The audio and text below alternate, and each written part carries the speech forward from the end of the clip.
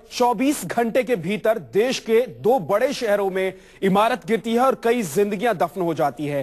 पहले दिल्ली में कल इमारत गिरी, उसके बाद चेन्नई से खबर आई कि इमारत गिरी है। चेन्नई के मोलीवक्कम इलाके में हुए हादसे के बाद अभी भी राहत और बचाव का कार्य जारी है। हादसे में अभी तक 10 लोगों की मौत की खबर है, जबकि मलबे से अब तक कई लोगों को सुरक्षित निकाल लिया गया है। कहा जा रहा है कि मलबे में कई लोग अभी भी फंसे हो सकते हैं।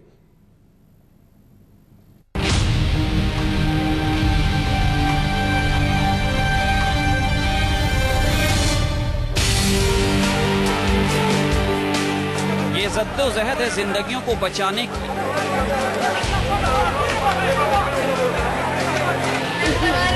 ये कोशिश है कई परिवारों की खुशियों को मातम में तब्दील होने से बचाने की। ये कवायद है उन उम्मीदों को जिंदा रखने की जिनके अपने इस मलबे में दबे हुए। तस्वीरें चेन्नई के मोलीवक्कम की है, जहां जोर शोर से राहत और बचाव कार्य चल रहा है।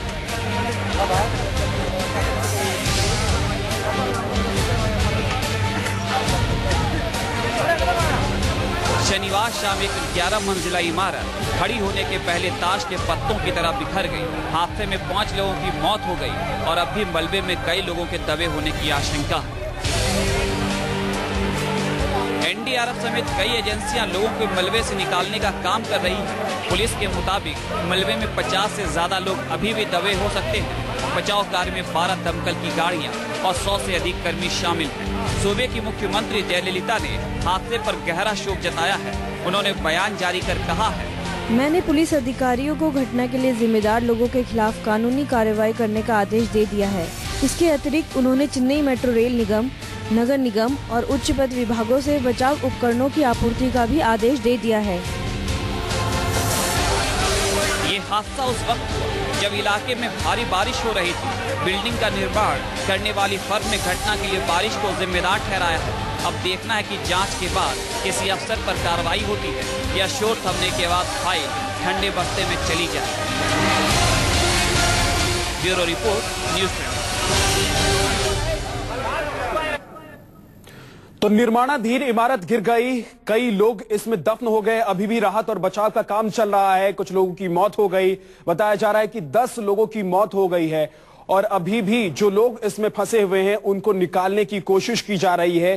कल ही ये इमारत गिरी थी, बारिश हुई, तेज बारिश हुई और इस बारिश की वजह से बताया जा रहा है, जो शुरुआती तौर पर माना जा रहा है वो यही कहा जा रहा है कि भारी बारिश की वजह से इमारत गिर गई। लेकिन सवाल कई उठते हैं, आखिर किस तरह के मटेरियल का इस निर्माणाधीन इमारत में इस्तेमाल किया जा रहा था कि इमारत बनने के दौरान ही बारिश की वजह से गिर जाती है। अब जरा सोचिए, अंदाजा लगाइए कि अगर ये इमारत बनकर खड़ी हो जाती, लोग इसमें रहने के लिए चले आते तो हादसा और भी बड़ा हो सकता था। बहरहाल अभी भी 10 लोगों की मौत की खबर है। 11 मंजिला ये इमारत थी निर्माणाधीन जो कि गिरी है। मलबे में अभी भी कई लोगों के दबे होने की आशंका है, क्योंकि बताया जा रहा है कि बड़ी तादाद में मजदूर इस बिल्डिंग में काम कर रहे थे और जब ये बिल्डिंग गिरी तो सभी मजदूर इस बिल्डिंग के मलबे के नीचे दब गए और कुछ मजदूरों को यहां से निकाला जरूर गया, कुछ लोगों को जरूर बाहर निकाला गया, लेकिन 10 लोगों की मौत हो गई। अभी भी कई लोगों के फंसे होने की आशंका है।